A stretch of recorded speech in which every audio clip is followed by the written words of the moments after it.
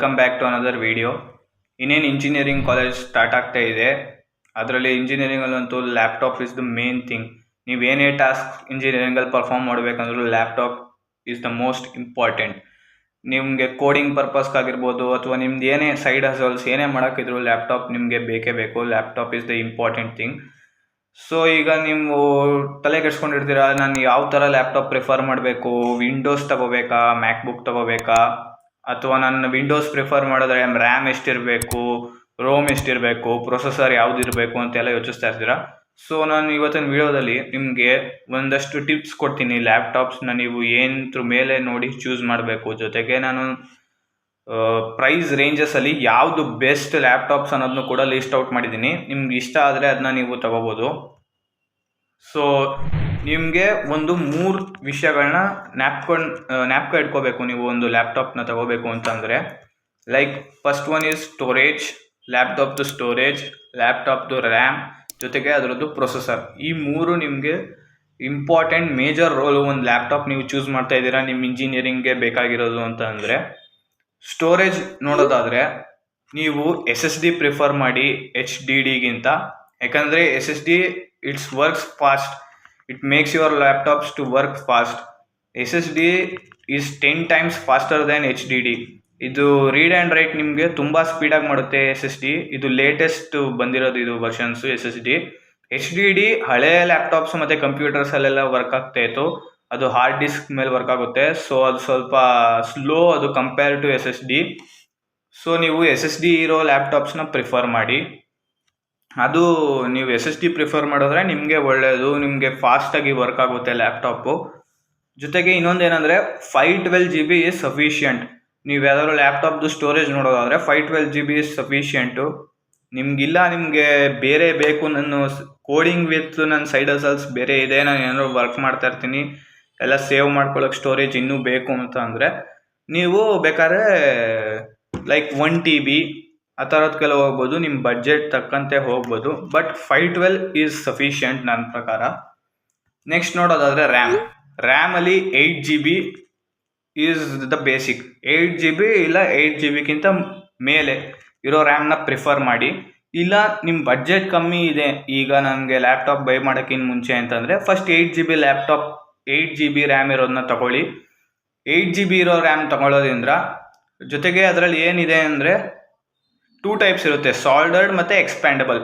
ನೀವು ಸಾಲ್ಡರ್ಡ್ ಇರೋದು ತೊಗೊಂಡ್ರೆ ನೀವು ಅಂದರೆ 8 GB ಇರೋದು 16 GB, ನೆಕ್ಸ್ಟ್ 24, 32 ಆ ಥರ ನೀವು ಜಾಸ್ತಿ ಇನ್ಕ್ರೀಸ್ ಮಾಡೋಕ್ಕಾಗಲ್ಲ.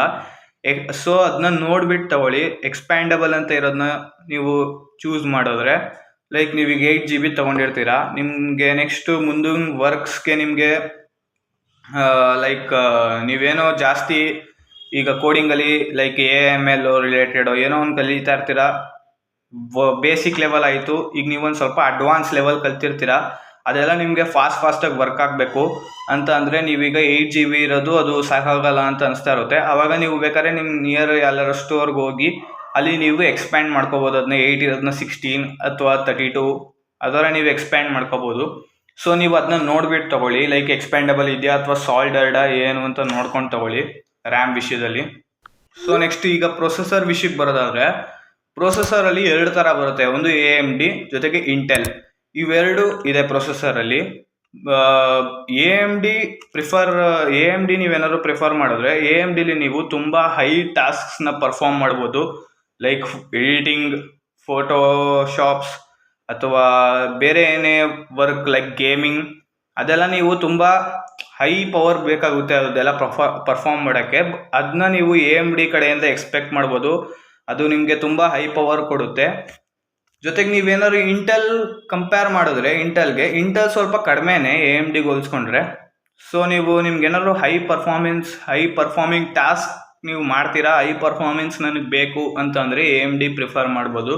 ಇಲ್ಲ ನಾನು ನಾರ್ಮಲೇ ವರ್ಕ್ ಮಾಡ್ತೀನಿ, ಇಲ್ಲ ನನ್ನ ಹತ್ರ ಬಡ್ಜೆಟ್ ಇಲ್ಲ, ನಾನು ಇಂಟೆಲೇ ತಗೊಳ್ತೀನಿ ಅಂತ ಅಂದರೆ ನೀವು ಇಂಟೆಲ್ ಕೂಡ ತಗೋಬೋದು.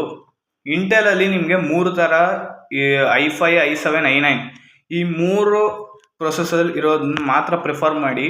ಯಾಕಂದರೆ ನೀವು i5 ಅದ್ರ ಮೇಲೆ ಯಾವುದೇ ಇದ್ರೂ ಪ್ರಿಫರ್ ಮಾಡ್ಬೋದು. ಇನ್ನೆಲ್ಲ ಲೈಕ್ ಔಟ್ಡೇಟೆಡ್ ಥರ ಅದು. ತುಂಬ ಹಳೇದಾಗ್ಬಿಟ್ಟಿದೆ ಆಗ್ಲೇ. ಸೊ ನೀವು ಪ್ರಿಫರ್ ಮಾಡಿದ್ರೆ ಈ ಮೂರಲ್ಲಿ ತಗೊಳ್ಳಿ with higher generations like 11 generation 12 generation 11th ಈಗ ಓಲ್ಡ್ ಆಗ್ತಾ ಬಂತು, 12th 13th ನೆಕ್ಸ್ಟ್ ಯಾವ ಜನ್ರೇಷನ್ ಬಿಡ್ತಾರೆ ನಿಮ್ಮ ಲ್ಯಾಪ್ಟಾಪ್ ತೊಗೊಳೋಕ್ಕೆ ಆ ಥರ ಇರೋ ಜನ್ರೇಷನ್ಸ್ನ ತಗೊಳ್ಳಿ. ಹೈಯರ್ ಜನ್ರೇಷನ್ಸ್ನ ಪ್ರಿಫರ್ ಮಾಡಿ ಜಾಸ್ತಿ.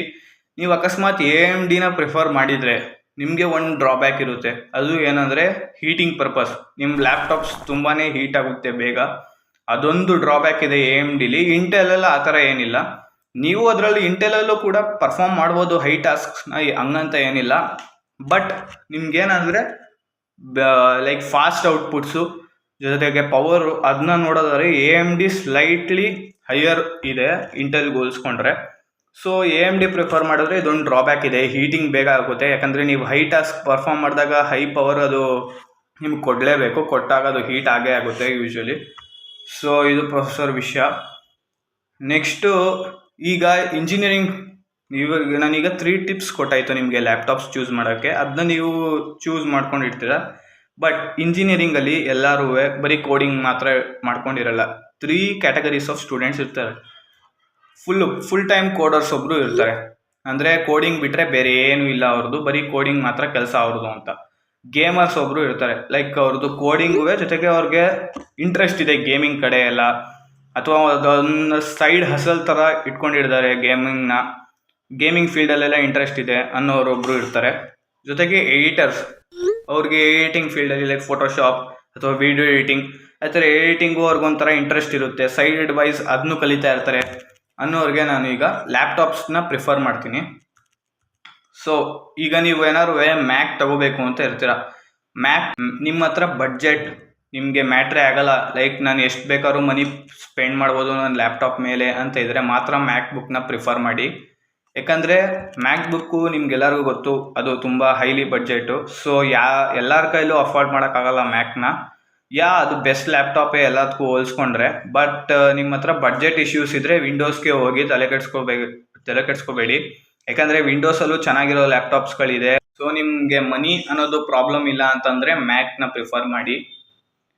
ಜೊತೆಗೆ ಒಂದು ಡ್ರಾಬ್ಯಾಕ್ ಏನಂದರೆ ಮ್ಯಾಕ್ ಪ್ರಿಫರ್ ಮಾಡಿದ್ರೆ ನಿಮ್ಮದು softwares, editing softwares like After Effect, Photoshop ಇರ್ಬೋದು ಅಥವಾ ಬೇರೆ ಏನೇ ಆದ್ರೂ ಸಾಫ್ಟ್ವೇರ್ಸ್ನ ನೀವು direct download free versions download ಮಾಡ್ಕೋತೀರಾ ಅಂದ್ರೂ ಅದು ನಿಮಗೆ ಪೇ ಮಾಡಿ ಯೂಸ್ ಮಾಡೋಕ್ಕೆ ಕೇಳುತ್ತೆ. ಜೊತೆಗೆ ನೀವು ಅಕಸ್ಮಾತ್ ಫ್ರೀಯಾಗಿ ಬೇರೆ ಕಡೆ ಎಲ್ಲೋ ಡೌನ್ಲೋಡ್ ಮಾಡಿರ್ತಾರೆ ನಿಮ್ಮ ಫ್ರೆಂಡ್ ಎಲ್ಲೋ, ಅದನ್ನ ನೀವು ಇಲ್ಲಿ ಕಾಪಿ ಮಾಡಿದ್ರು ಅದು ಒಂದು ಸ್ವಲ್ಪ ಬಗ್ಸ್ ಕ್ರಿಯೇಟ್ ಆಗುತ್ತೆ ಅದರಲ್ಲಿ.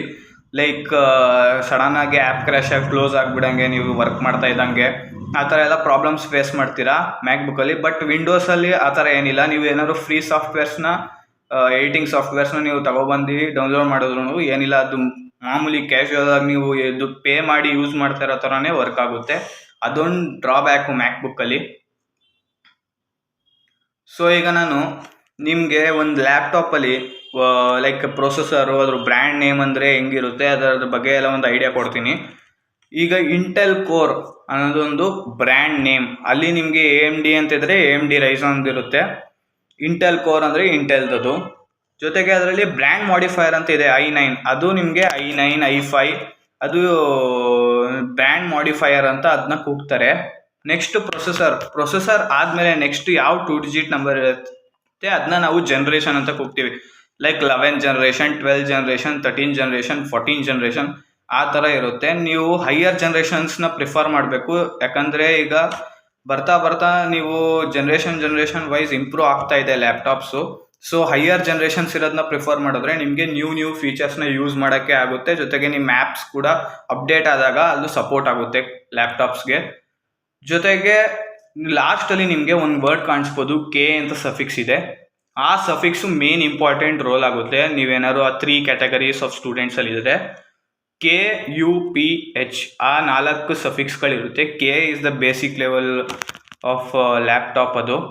ಅದು ನಿಮಗೆ ಲೈಕ್ ಸುಮ್ಮನೆ ವೀಡಿಯೋಸ್ ನೋಡೋಕ್ಕೋ ಅಥವಾ ಸುಮ್ಮನೆ ಒಂದು ಗೂಗಲ್ ಸರ್ಚ್ ಮಾಡೋಕ್ಕೋ ಏನಂತಕ್ಕೋ ಯೂಸ್ ಆಗ್ಬೋದು ಅಷ್ಟೇ. ಟ್ಯಾಬ್ಲೆಟ್ಸ್ ಅದರಲ್ಲಿ ಯೂಸ್ ಆಗುತ್ತೆ K. ಅದು ಕೋಡರ್ಸ್ಗೆಲ್ಲ ಯೂಸ್ ಆಗಲ್ಲ. ಪ್ರೊಸೆಸರು ಒಂದು ರೇಂಜ್ಗೆ ಯೂಸ್ ಆಗುತ್ತೆ. ಬಟ್ ನೀವು ಒಂದು ಪಾಯಿಂಟ್ಗೆ ಹೋದ್ಮೇಲೆ ನೀವು ಲ್ಯಾಗಿಂಗ್ ಇಶ್ಯೂಸು ಅಥವಾ ಫಾಸ್ಟ್ ಔಟ್ಪುಟ್ಸು ಎಕ್ಸ್ಪೆಕ್ಟ್ ಮಾಡೋಕ್ಕಾಗಲ್ಲ. ನೀವು ತುಂಬ ರಿಡ್ಯೂಸ್ ಆಗುತ್ತೆ ನಿಮಗೆ ಔಟ್ಪುಟ್ ಸ್ಪೀಡು ಎಲ್ಲ. ನೀವು ಪ್ರಿಫರ್ ಮಾಡೋದಾದರೆ ನೀವು ಫುಲ್ ಟೈಮ್ ಕೋಡರ್ಸ್ ಅಂದರೆ ಕ್ಯಾಟಗರಿ 1 ಸ್ಟೂಡೆಂಟ್ಸ್ ಆದರೆ ನೀವು ಪಿ ಇರೋ ಸಫಿಕ್ಸ್ನ ಪ್ರಿಫರ್ ಮಾಡಿ ಲ್ಯಾಪ್ಟಾಪ್ಸ್ನ. ಅದು ನಿಮಗೆ ಪವರ್ ಸೂಟಬಲ್ ಆಗಿ ಕೊಡುತ್ತೆ ನಿಮ್ಮ ಕೋಡಿಂಗ್ ಸಾಫ್ಟ್ವೇರ್ಸ್ಗೆಲ್ಲ. ನಿಮಗೆ ಬೇಗ ಔಟ್ಪುಟ್ಸ್ ಕೊಡೋಕ್ಕೋ ಅಥವಾ ನೀವು ಒಂದು ಮಿಷಿನ್ ಲರ್ನಿಂಗ್ ಕಲಿತಾ ಇದ್ದೀರಾ ಅಂದರೆ ಅದಕ್ಕೆ ಸಪೋರ್ಟ್ ಮಾಡುತ್ತೆ ಪಿ ಇರೋ ಸಫಿಕ್ಸು. ಅದೇ ಹೆಚ್ಚಿರೋ ಸಫಿಕ್ಸು ಎಡಿಟರ್ಸ್ ಮತ್ತು ಗೇಮರ್ಸ್. ಅದು ಹೆಚ್ಚಿರೋ ಸಫಿಕ್ಸಲ್ಲೂ ನಿಮಗೆ 2 ಥರ ಬರುತ್ತೆ, HS, HX. ಅದರಲ್ಲಿ HX is the most powerful. ಈಗ ಲೇಟೆಸ್ಟ್ ಆಗೋದು ಬಂದಿರೋದು HX. ಹೆಚ್ಚು ತುಂಬ ಪವರ್ಫುಲ್ ಇರೋ ಲ್ಯಾಪ್ಟಾಪ್ಸಲ್ಲಿ ಮಾತ್ರ ನಿಮಗೆ ಸಿಗೋದು, ಲೈಕ್ ಗೇಮಿಂಗ್ಸ್ ಮತ್ತು ಎಡಿಟಿಂಗ್ ಅದರಲ್ಲಿ ಮಾತ್ರ ನಿಮಗೆ ಸಿಗೋದು ಲ್ಯಾಪ್ಟಾಪ್ಸಲ್ಲಿ. ನಿಮಗೆ ಒಳ್ಳೆ ಔಟ್ಪುಟ್ ಕೂಡ ಕೊಡುತ್ತೆ, ಒಳ್ಳೆ ಪವರ್ ಕೂಡ ಕೊಡುತ್ತೆ ಅದು ನಿಮಗೆ ವರ್ಕ್ ಮಾಡಬೇಕಾದ್ರೆ. ಜೊತೆಗೆ ಇನ್ನೊಂದು ಏನು ಟಿಪ್ ಅಂದರೆ, ನೀವು ಲ್ಯಾಪ್ಟಾಪ್ಸ್ನ ಪ್ರಿಫರ್ ಮಾಡಬೇಕಾದ್ರೆ ಮೆಟಲ್ ಬಾಡಿನ ಇಲ್ವಾ ಅಂತ ಚೆಕ್ ಮಾಡಿಬಿಟ್ಟು ತಗೊಳ್ಳಿ. ಯಾಕಂದರೆ ಮೆಟಲ್ ಬಾಡಿ ನೀವು ಪ್ರಿಫರ್ ಮಾಡಿದ್ರೆ ನಿಮಗೆ ಡ್ಯಾಮೇಜಸ್ ಎಲ್ಲ ಸ್ವಲ್ಪ ಸ್ಲೈಟ್ಲಿ ಕಮ್ಮಿ ಆಗುತ್ತೆ ಪ್ಲಾಸ್ಟಿಕ್ ಬಾಡೀಸ್ಗಿಂತ. ಯಾಕಂದರೆ ಪ್ಲಾಸ್ಟಿಕ್ ಬಾಡೀಸಲ್ಲಿ ಬೇಗ ಸ್ಮಡ್ಜಸ್ ಬರುತ್ತೆ, ಸ್ಕ್ರ್ಯಾಚಸ್ ಆಗುತ್ತೆ, ಅದರ ಎಲ್ಲ ಇಶ್ಯೂಸ್ನ ಫೇಸ್ ಮಾಡ್ತೀರಾ ನೀವು. ಜೊತೆಗೆ ನಮ್ಮದು ಲ್ಯಾಪ್ಟಾಪ್ದು ಓಪನಿಂಗ್ ಆ್ಯಂಡ್ ಕ್ಲೋಸಿಂಗ್ ಲಿಡ್ ಇರುತ್ತಲ್ಲ, ಅದು ಕೂಡ ನಿಮಗೆ ಹೋಗ್ತಾ ಹೋಗ್ತಾ ಇಯರ್ ಆನ್ ಇಯರ್ ಸೌಂಡ್ಸ್ ಬರೋಕ್ಕೆ ಸ್ಟಾರ್ಟ್ ಆಗುತ್ತೆ, ಇಲ್ಲ ಬ್ರೇಕ್ ಆಗುತ್ತೆ ಲಿಡ್ಡು, ಸ್ಕ್ರೀನ್ದು. ಆ ಥರ ಎಲ್ಲ ಇಶ್ಯೂಸ್ ಫೇಸ್ ಮಾಡ್ತೀರಾ ನೀವು ಪ್ಲಾಸ್ಟಿಕ್ ಬಾಡೀಸ್ನ ಚೂಸ್ ಮಾಡಿದ್ರೆ.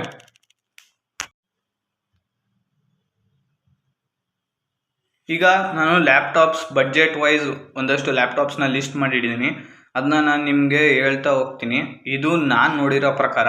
ನಿಮಗೂ ಬೇರೆ ಏನಾದ್ರು ಇದ್ದರೆ ಸಜೆಷನ್ಸು ಅದನ್ನ ನೀವು ತಗೋಬೋದು ನಾನು ಹೇಳಿರೋ ಟಿಪ್ಸ್ನ ಯೂಸ್ ಮಾಡಿಕೊಂಡು. ನಾನು ಈಗ ಈ ಹೇಳಿರೋ ಲ್ಯಾಪ್ಟಾಪ್ಸ್ನೆಲ್ಲದನ್ನೊಂದು ಲಿಸ್ಟ್ನ ನಾನು ಡಿಸ್ಕ್ರಿಪ್ಷನಲ್ಲಿ ಲಿಂಕ್ಸ್ಗಳನ್ನ ಲಿಸ್ಟ್ ಮಾಡಿರ್ತೀನಿ. ನಿಮ್ಗೆ ಇಷ್ಟ ಆದರೆ ಅದನ್ನ ನೀವು ಪ್ರಿಫರ್ ಮಾಡ್ಬೋದು. ಲ್ಯಾಪ್ಟಾಪ್ಸ್ ಅಂಡರ್ 40K ನೋಡೋದಾದರೆ Acer aspire 3, Lenovo IdeaPad Slim 3 ಇವೆರಡು ಲ್ಯಾಪ್ಟಾಪ್ ನನಗೆ ಬೆಸ್ಟ್ ಅಂತ ಅನ್ನಿಸ್ತು. ನೀವಿಲ್ಲಿ ನೋಡ್ಬೋದು Acer aspire 3ಅಲ್ಲಿ 7 Gen AMD Ryzen ಇರೋದು, ಅದೇ ಲೆನೋವೋ ಐಡಿಯಾಪ್ಯಾಡಲ್ಲಿ 12 Gen ಇಂಟೆಲ್ ಇರೋದು.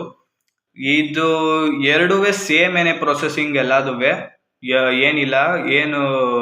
ಬಟ್ AMD ನೀವು ಪ್ರಿಫರ್ ಮಾಡಿದ್ರೆ ಸ್ವಲ್ಪ ಜಾಸ್ತಿನೇ ನೋಡೋದಾದರೆ ಇಂಟೆಲ್ಗೆ ನೋಡೋದಾದರೆ. ಬಟ್ ನೀವು ಸಫಿಕ್ಸ್ ಕೂಡ ನೋಡ್ಬೋದು, ಇದರಲ್ಲೂ ಇವು ಅದರಲ್ಲೂ ಇವು ಇರೋದ್ರಿಂದ ಐ ಥಿಂಕ್ ಎರಡೂ ಪರ್ಫಾರ್ಮೆನ್ಸು ಒಂದೇ ಅಂತ ಅನ್ಕೋತೀನಿ ನಾನು. ಕ್ವಾಡ್ ಕೋರ್ 8 ಥ್ರೆಡ್ಸು, ಇದರಲ್ಲಿ Hexa core 8 threads, 8 GB RAM, ಇದರಲ್ಲೂ 8 GB ರ್ಯಾಮು. LPDDR5 ಅನ್ನೋದು ಹೊಸ ವೇರಿಯಂಟ್ ಆಫ್ ರ್ಯಾಮು, ಈಗ ನ್ಯೂವರ್ ವರ್ಷನ್ಸ್ ಆಫ್ ರ್ಯಾಮ್. ಅದು DDR4 ಅನ್ನೋದು ಸ್ವಲ್ಪ ಹಳೇದು ಅಷ್ಟೇ.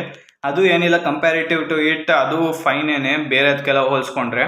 ಇದು 512 GB SSD, ಇದು 512 GB SSD.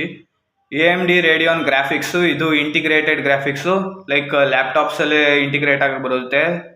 Simple task graphic related ಟಾಸ್ಕ್ನ ಪರ್ಫಾರ್ಮ್ ಮಾಡೋಕ್ಕೆ ಲ್ಯಾಪ್ಟಾಪ್ಸೇ ಇಂಟಿಗ್ರೇಟ್ ಮಾಡಿಕೊಟ್ಟಿರ್ತಾರೆ ಸಿಂಪಲ್ ಗ್ರಾಫಿಕ್ ಕಾರ್ಡ್ಸ್ನ.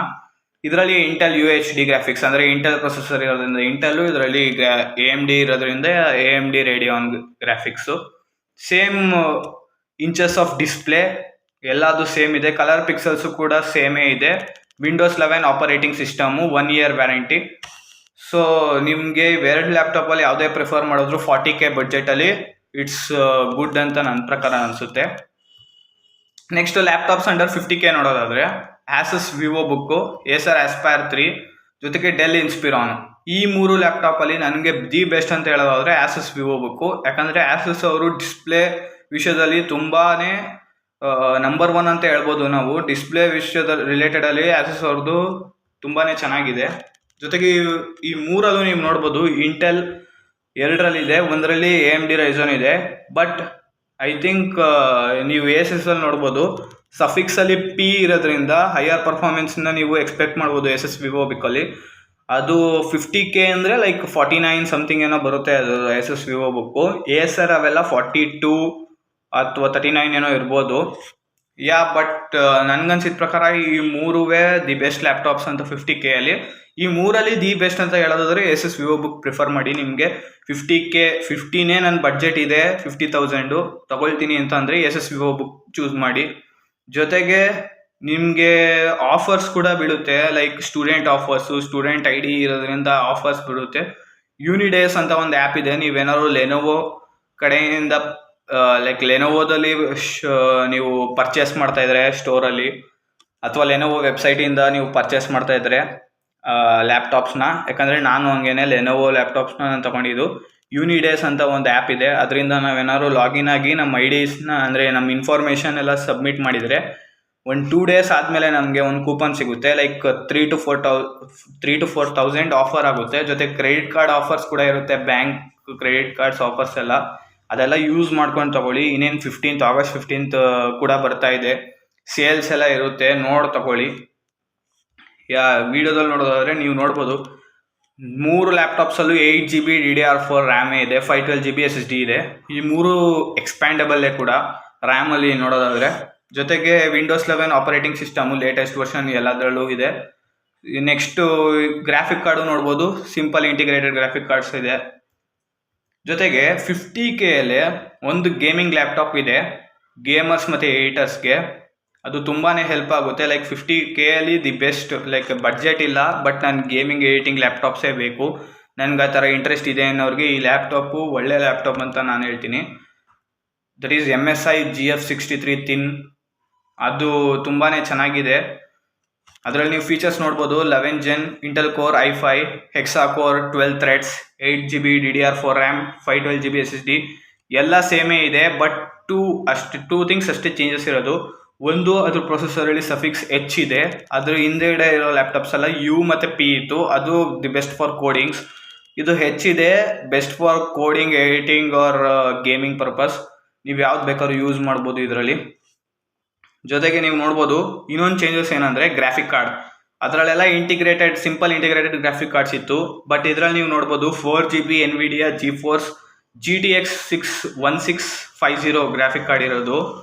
ಇದರಲ್ಲೂ ಗ್ರಾಫಿಕ್ ಕಾರ್ಡಲ್ಲಿ ನಿಮಗೆ 2 ಥರ ವೇರಿಯಂಟ್ ಸಿಗುತ್ತೆ, 4GB 6GB ಎರಡು ಇರುತ್ತೆ. NVIDIA ಕಂಪ್ನಿ ಇದೆ ದಿ ಬೆಸ್ಟ್ ಗ್ರಾಫಿಕ್ ಕಾರ್ಡ್ ಇರೋದು.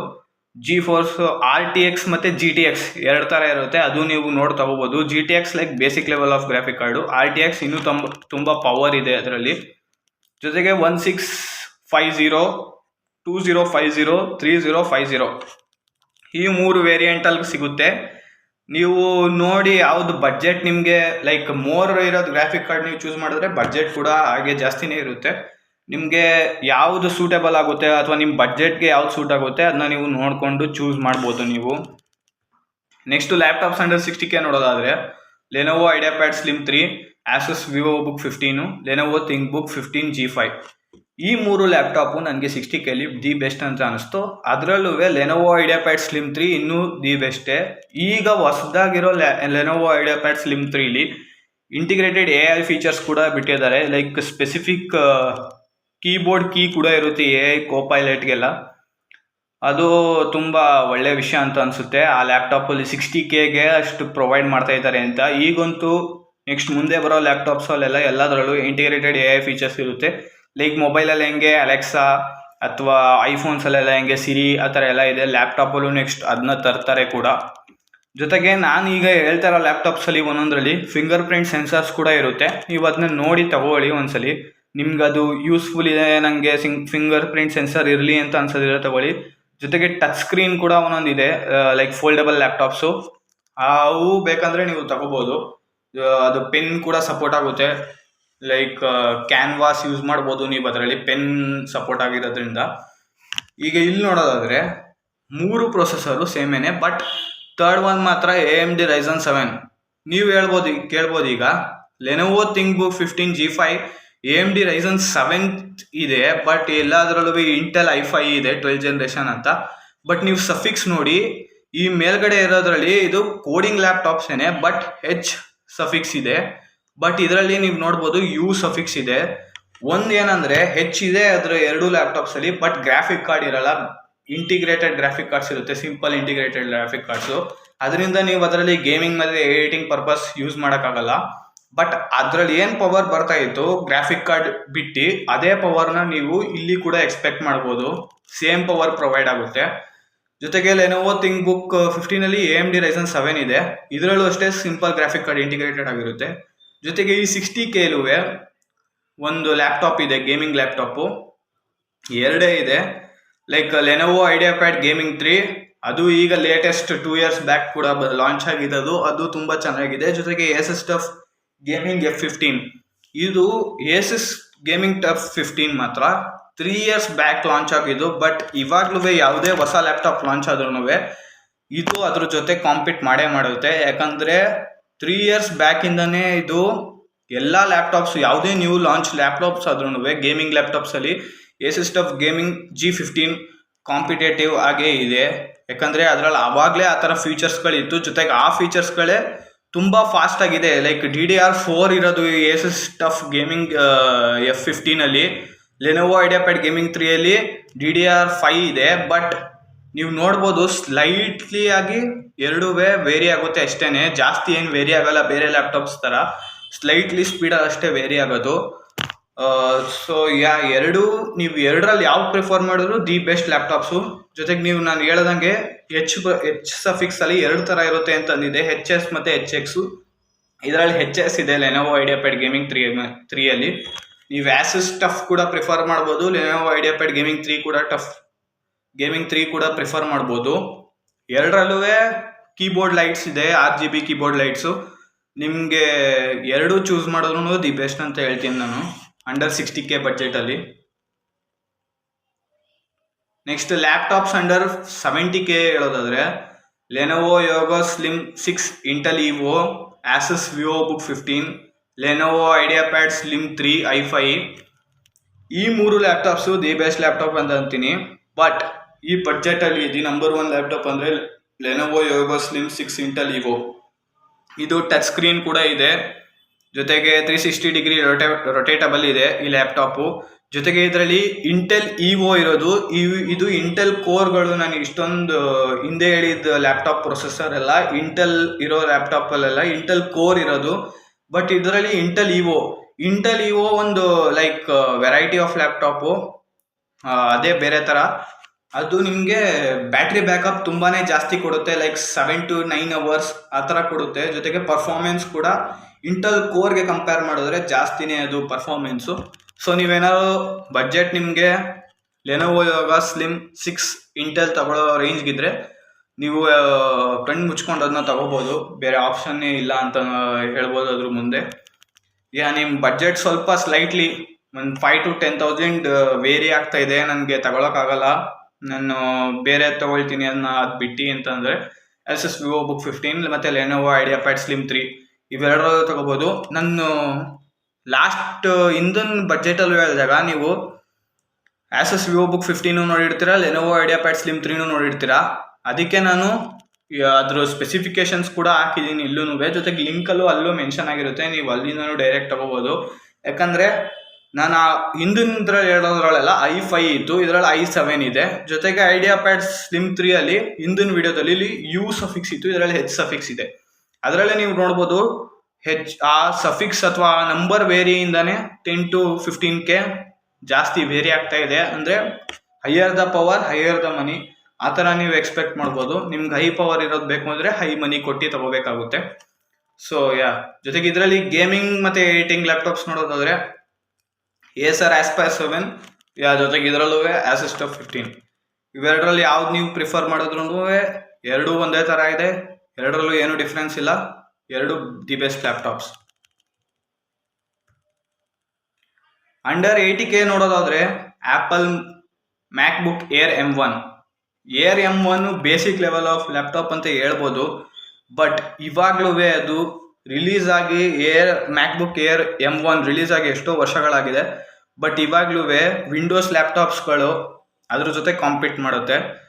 ಅದ್ರದ್ದು ಲೈಕ್ ನೀವು ನೋಡ್ಬೋದು ಬಡ್ಜೆಟ್ 80K ಇನ್ನೂ ಇದೆ ಅದು ಅಂತಂದರೆ ನೀವೇ ಹೋಲಿಸ್ಬೋದು, ಹೈ ಪವರ್ ಅದು ಕೊಡುತ್ತೆ ಅಂತ. ಇನ್ನೂ ಬೇಕಾದ್ರೆ ಅದು 3 to 4 5 years ಸಸ್ಟೈನ್ ಮಾಡ್ಬೋದು ಆ ಲ್ಯಾಪ್ಟಾಪು. ಆ ಥರ ಡಿವೈಸಸ್ನ ಯೂಸ್ ಮಾಡ್ಕೊಂಡು ಬಿಲ್ಡ್ ಮಾಡಿದ್ದಾರೆ. ಜೊತೆಗೆ ಆ ಥರ ಡಿವೈಸಸ್ ಕೂಡ ಕಾಂಪೀಟ್ ಮಾಡುತ್ತೆ ನೆಕ್ಸ್ಟ್ ಫರ್ದರ್ ಇಯರ್ಸ್ ಕೂಡ. ಅದು ಬಿಟ್ಟರೆ ನೀವು ಆ್ಯಪಲ್ ಮ್ಯಾಕ್ಬುಕ್ ನೀವು ತಗೊಳ್ಳಲ್ಲ, ನನಗೆ ಬೇಡ, ಅಥವಾ ಅದರ ಸಾಫ್ಟ್ವೇರ್ ನನಗೆ ಯೂಸ್ ಮಾಡೋಕ್ಕೆ ಸ್ವಲ್ಪ ಕನ್ಫ್ಯೂಸಿಂಗ್ ಅನಿಸುತ್ತೆ, ಕಾಂಪ್ಲಿಕೇಟೆಡ್ ಅನಿಸುತ್ತೆ ಅಂತಂದರೆ Asus ZenBook 14X OLED, Lenovo IdeaPad Slim 3 slim 5 slim 5 ಇದು ಲಾಸ್ಟ್ ಎಲ್ಲ ಹೇಳಿ ಸ್ಲಿಮ್ 3, ಇದು ಸ್ಲಿಮ್ 5, ಇದು ಚೆನ್ನಾಗಿದೆ ಲ್ಯಾಪ್ಟಾಪು.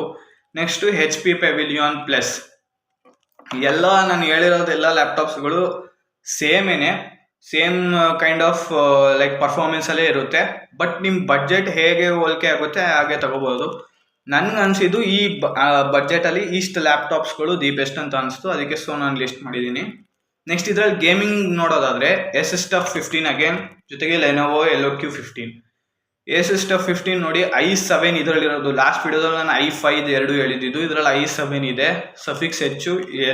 Lenovo LOQ ಕೂಡ ಸಫಿಕ್ಸ್ ಹೆಚ್ಚೇ ಇರೋದು. ಅದರಲ್ಲೂ ನಿಮಗೆ ವೇರಿಯಂಟ್ ಸಿಗುತ್ತೆ i5 i7, ಜೊತೆಗೆ ಗ್ರಾಫಿಕ್ ಕಾರ್ಡಲ್ಲೂ ಎರಡರಲ್ಲೂ ಕೂಡ ವೇರಿಯಂಟ್ ಸಿಗುತ್ತೆ.